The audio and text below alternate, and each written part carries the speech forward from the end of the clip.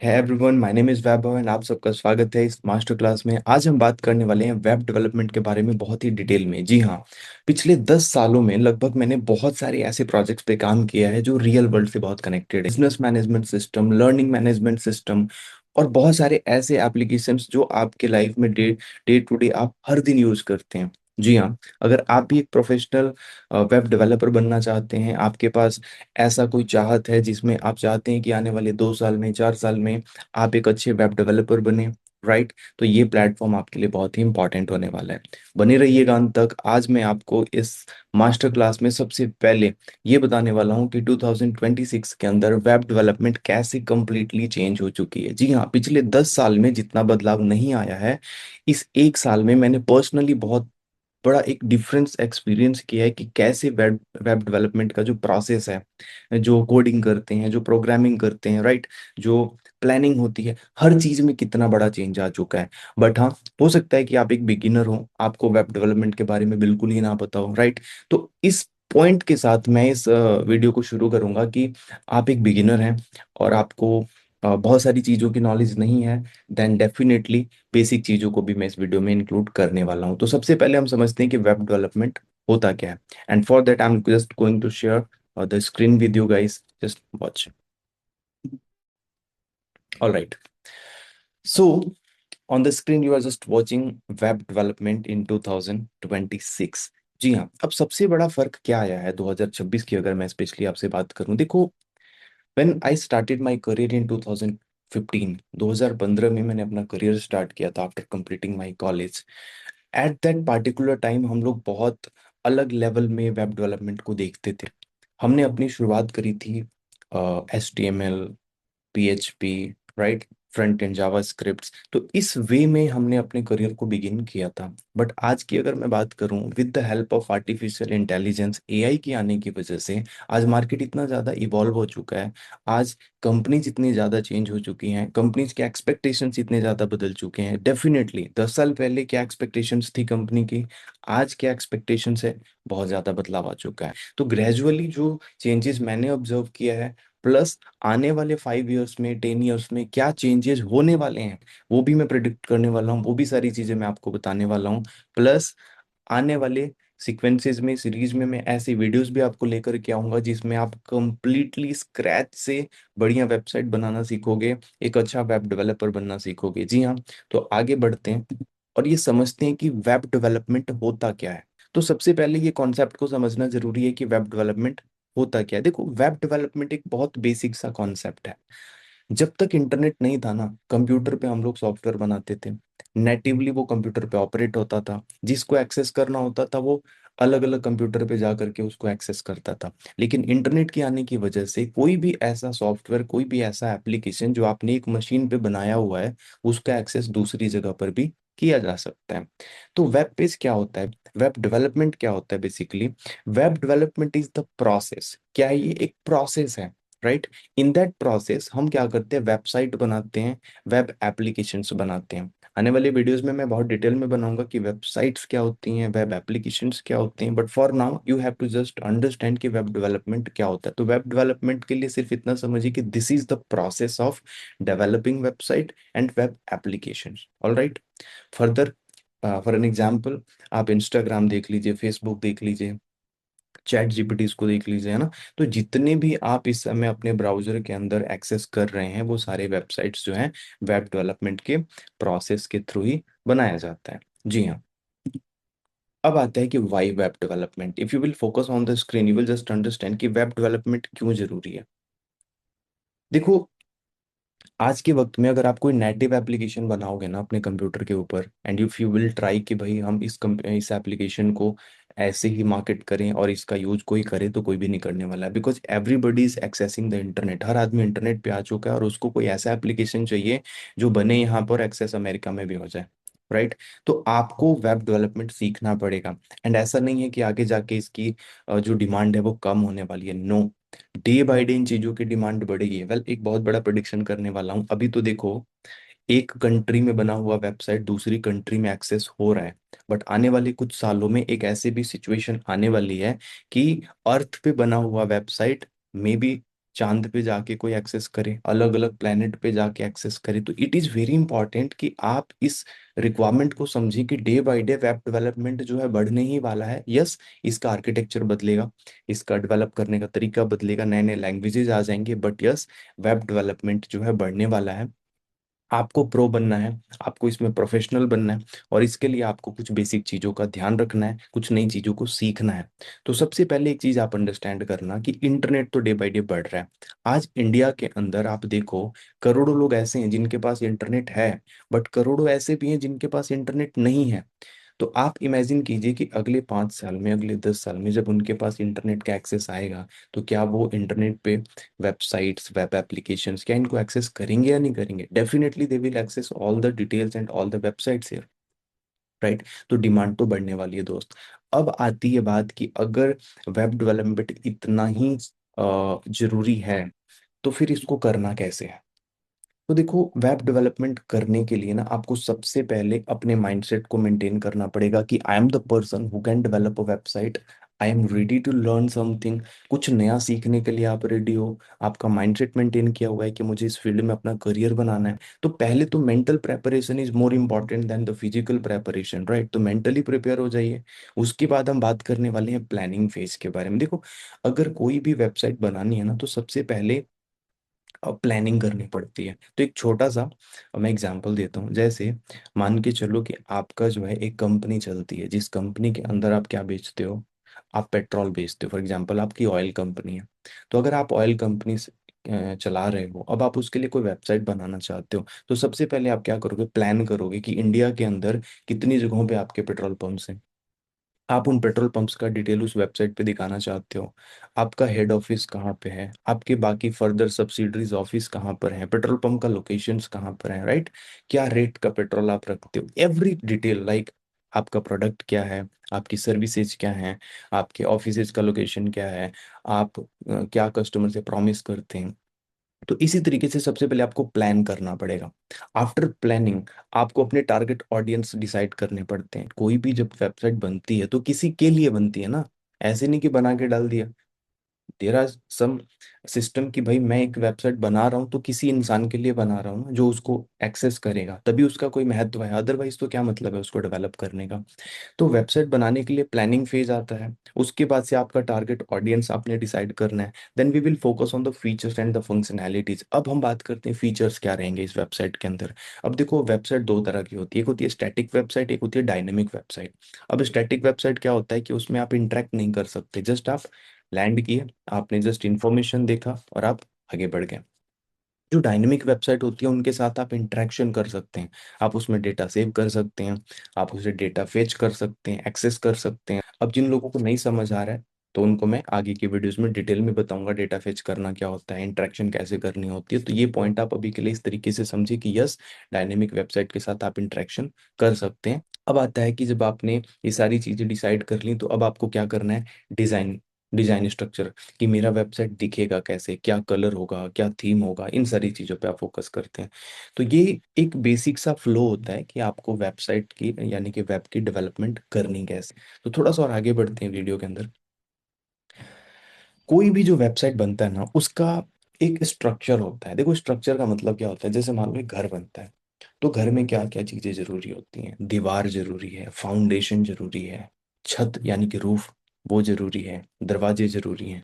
तो जब आप घर बनाते हो तो आप इन चीजों का ध्यान रखते हो ना, कि दरवाजा ऐसा होना चाहिए, विंडो ऐसी होनी चाहिए, छत ऐसा होना चाहिए, कलर ऐसा होना चाहिए, लाइट्स ऐसी लगनी चाहिए। Similarly when you you develop a website ना, आप जब कोई वेबसाइट बनाते हैं, तो स्पेशली आप उसके लिए प्लानिंग करते हैं कि भाई उसका वेबसाइट का कलर ऐसा होना चाहिए, वेबसाइट के बटन पे क्लिक करने से ये वाला पेज खुलना चाहिए, इन अ वे। तो अब वेबसाइट का भी एक स्ट्रक्चर होता है, तो इस स्ट्रक्चर को आपको समझना पड़ेगा, राइट? तो देखो, इसको 3 हिस्सों में हम डिवाइड करते हैं बेसिकली समझने के लिए। एक आता है फ्रंट एंड, दूसरा आता है बैक एंड, और तीसरा आता है डेटाबेस। अब समझो इसको। फ्रंट एंड का मतलब क्या होता है? फ्रंट एंड का मतलब होता है कि जो आप ब्राउजर में वेबसाइट को देखते हैं, आपकी आंखें जिनको देख रही हैं, that is front end. Simple सा वे है समझने का कि फ्रंट एंड क्या होता है।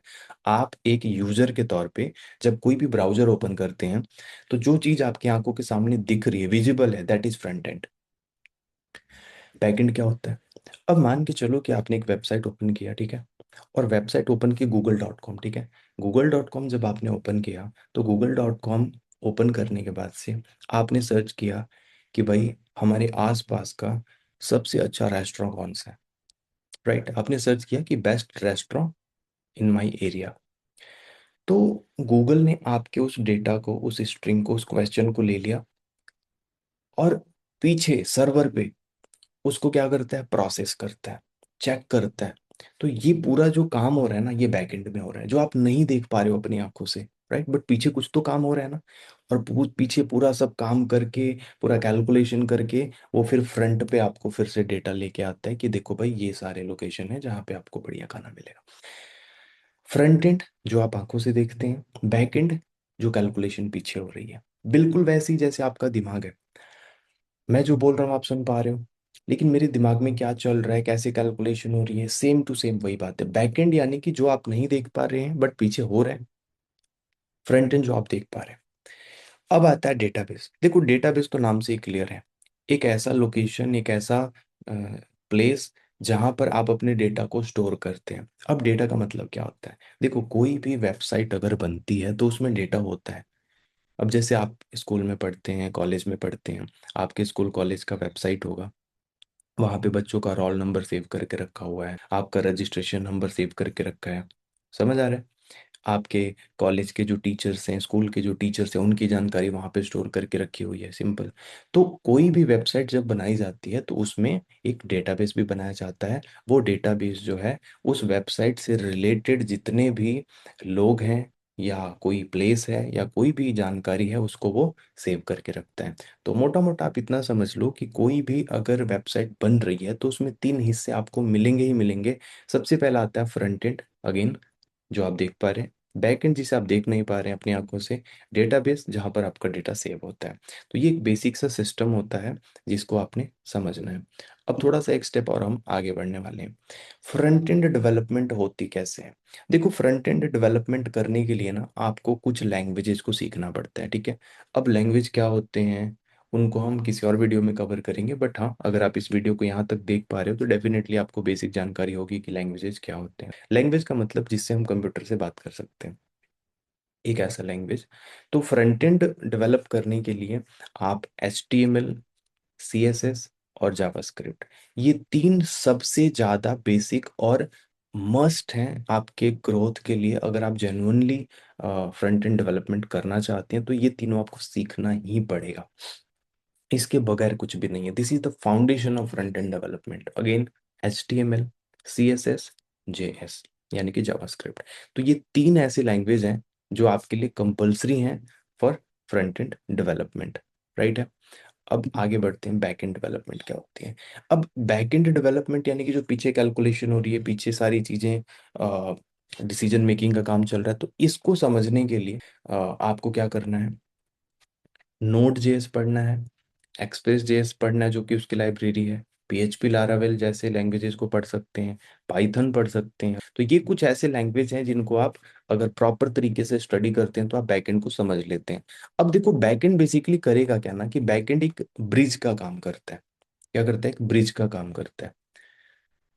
एज ए यूजर आप फ्रंट एंड पे हो, आपने वेबसाइट के साथ जो भी इंटरेक्शन करते हो, तो फ्रंट एंड को डेटाबेस के साथ कौन जोड़ता है? आपका डेटा वहां रखा हुआ है, आप यहाँ पे बैठे हो, अब बीच में कोई तो ब्रिज होना चाहिए ना, जो चीजों को ठीक से करे। तो वो है आपका बैक एंड सर्वर। तो इसका स्ट्रक्चर वैसा ही है जैसे हमारे दिमाग का है। हमारे दिमाग में भी मेमोरीज हैं, बचपन की यादें हैं, पुरानी यादें हैं, तो वो कहीं तो स्टोर है ना। कुछ याद करना हो तो हमारा दिमाग उस पर कैलकुलेट करता है, प्रोसेस करता है डेटा को। तो ये सारा काम बैकएंड का है। तो बैकएंड डेवलपमेंट के लिए आपको ये लैंग्वेजेस पढ़ने पड़ेंगे, इन टेक्नोलॉजीज को प्रॉपर तरीके से अंडरस्टैंड करना पड़ेगा। Now database. अब देखो डेटाबेस तो कॉमनली आप समझ गए कि डेटा स्टोर करने का जो प्लेस है, जो डेटा को स्टोर करता है, वो डेटाबेस कहलाता है। बट अब डेटाबेस भी कई तरह के होते हैं।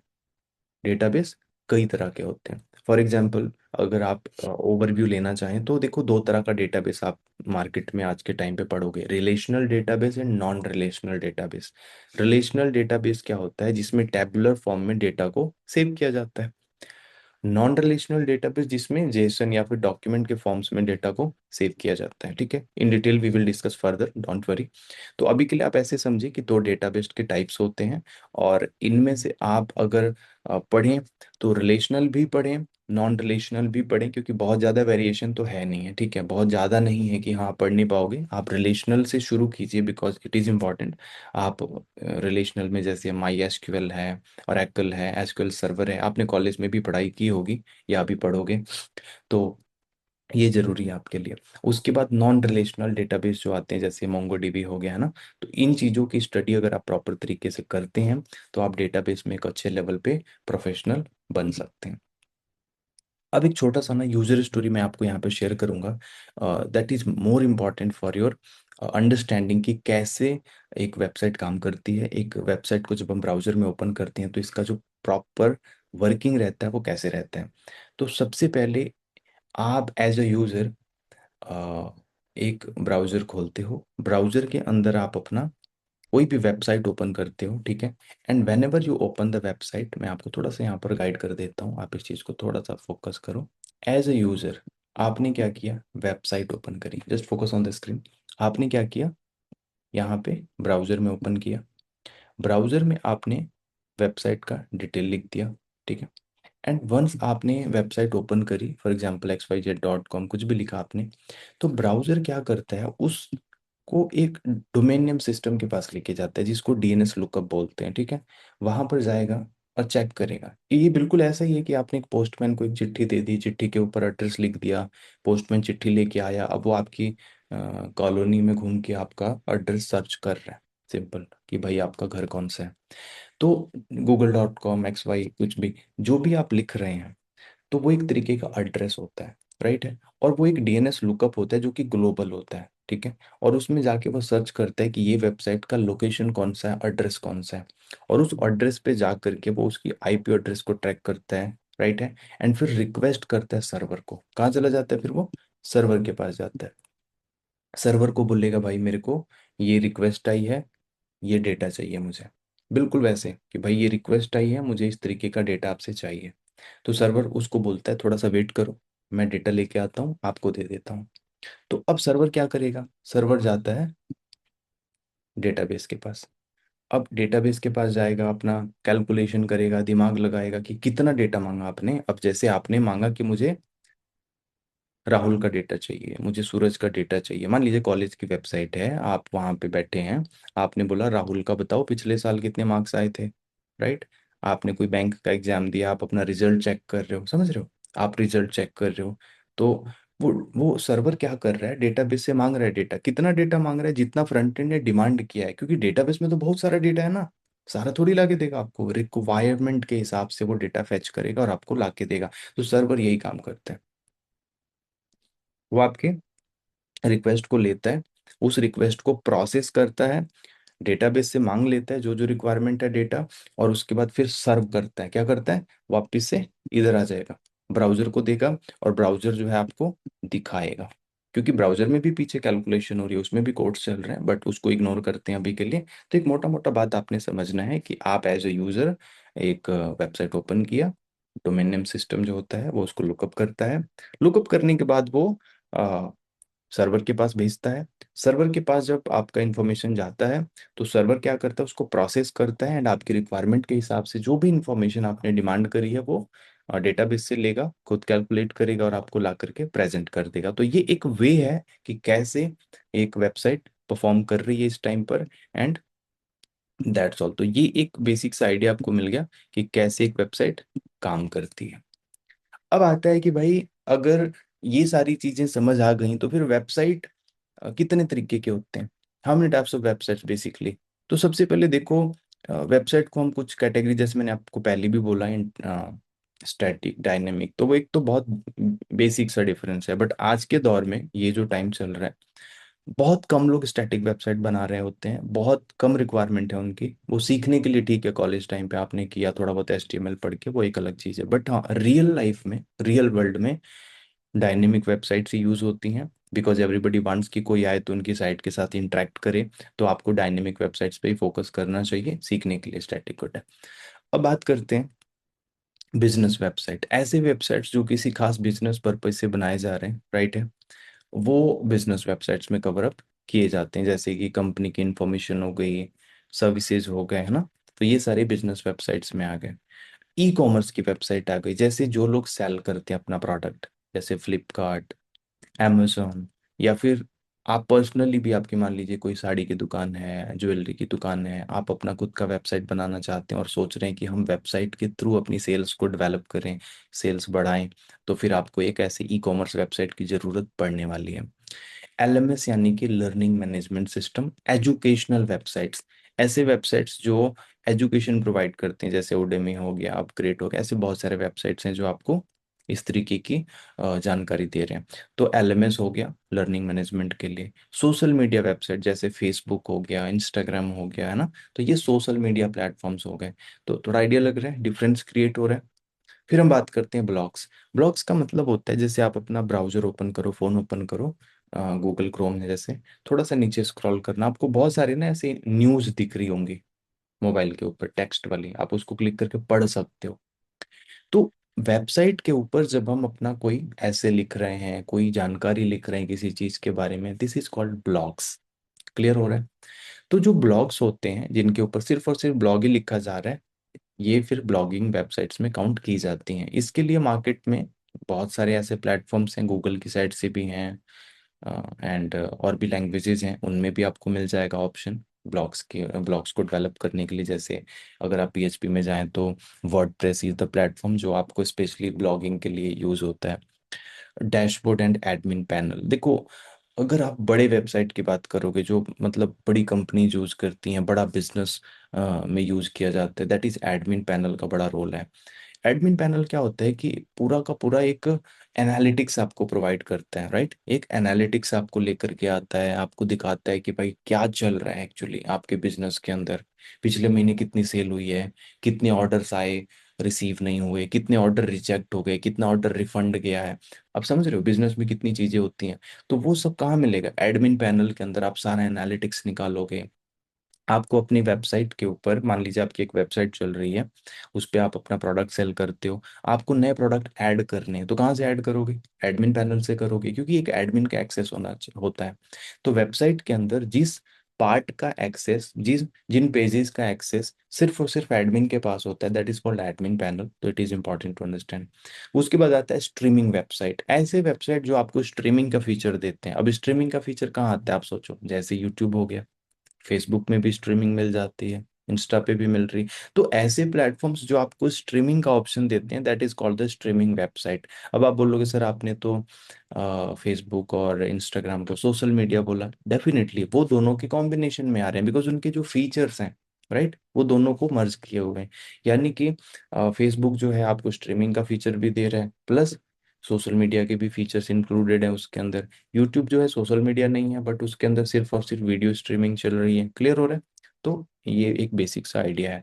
अब आजकल एक नया भी वेबसाइट का जो है कैटेगरी आ चुका है, that is AI powered websites.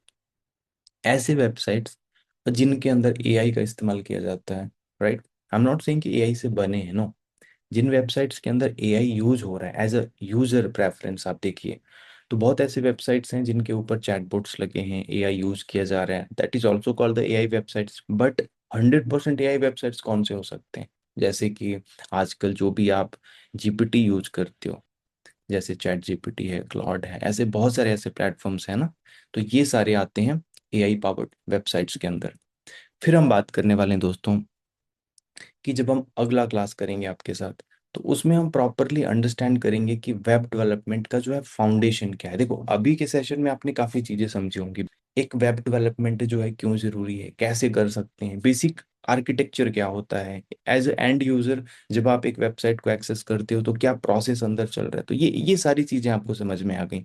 Now we will focus on कि जब हम नेक्स्ट क्लास में मिलेंगे तो I will teach you proper development क्या होती है विद द कोड्स ऑल्सो, कि कोडिंग क्या है, क्या एडिटर लगता है, क्या वे ऑफ चीज़ों का ध्यान रखना पड़ता है ना। तो बिल्कुल फाउंडेशन पे हम फोकस करेंगे, कोडिंग की फाउंडेशन क्या होती है, कैसे हमने कोड्स को करना है, ठीक है। और अगर आपको कुछ पहले से आइडिया है तो आप मुझे कमेंट में भी बता सकते हो। आप बहुत सारी चीज़ें, अगर आपको लगता है कि किसी पार्टिकुलर चीज़ पे भी आपको वीडियो चाहिए तो डेफिनेटली आप मुझे पिंग कर सकते हो कि इस चीज़ पे मुझे इस चीज़ की डिटेल चाहिए, तो definitely I will make the video on that.